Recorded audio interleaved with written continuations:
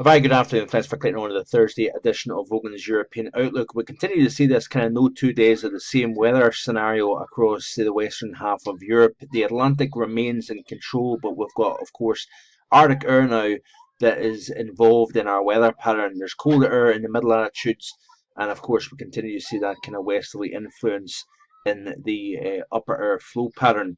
But we've got quite a distinct difference between slightly milder air across the southern half of the UK today, but notice here in the 850 millibar temperature anomalies that we've got some pretty cold air across Scotland, so a very chilly breeze, and of course we've got the low level rain showers but high elevation snow showers. As we go through the next 24 hours, what we're going to see is a frontal system pushing south, introducing colder air across pretty much all of the UK, with perhaps the exceptions of the far southern portion.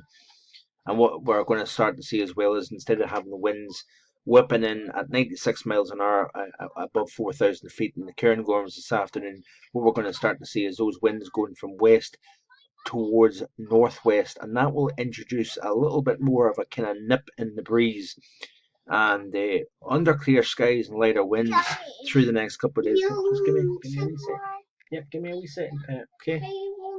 What we're going to start to see is frosty conditions, maybe even the odd icy patch as well. During the daytime, temperatures are going to be subdued, and of course by night time they will drop off, and that wind chill will become considerably noticeable. So you can see here, as I skip through the sequence here for the 850 millibar temperature anomaly, very chilly air across the southwestern portion of Europe. As you can see here, warm air associated with the Azores high centered to the southwest.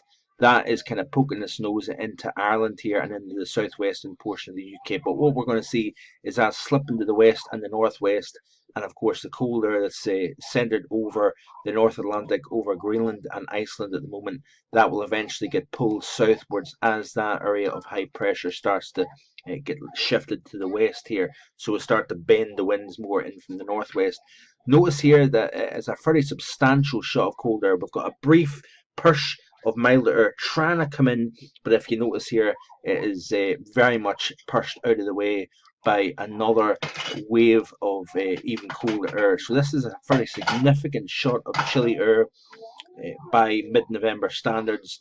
Nothing out of the ordinary by any stretch. We can see a lot colder air at this time of the year, but this is certainly a substantial push of cold air. But once again, this is a transient fluid weather pattern, so there's nothing locked in place here.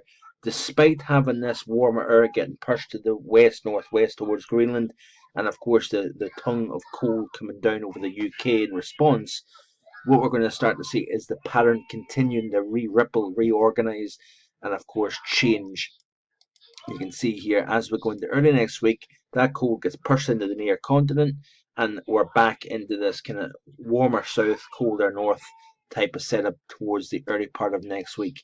So the pattern continues to shift, change, nothing locked in place, but we are seeing some short-lived spells of colder weather indeed. Hopefully towards the second half of November, hopefully the models will have some form of uh, better indication about the potential for a Greenland block and a colder weather pattern, a more substantial, more longer lived cold spell towards the second half of this month here. So keep it right here, marvelweather.com, and on YouTube for the very latest information. Have a great Thursday evening. Bye for now.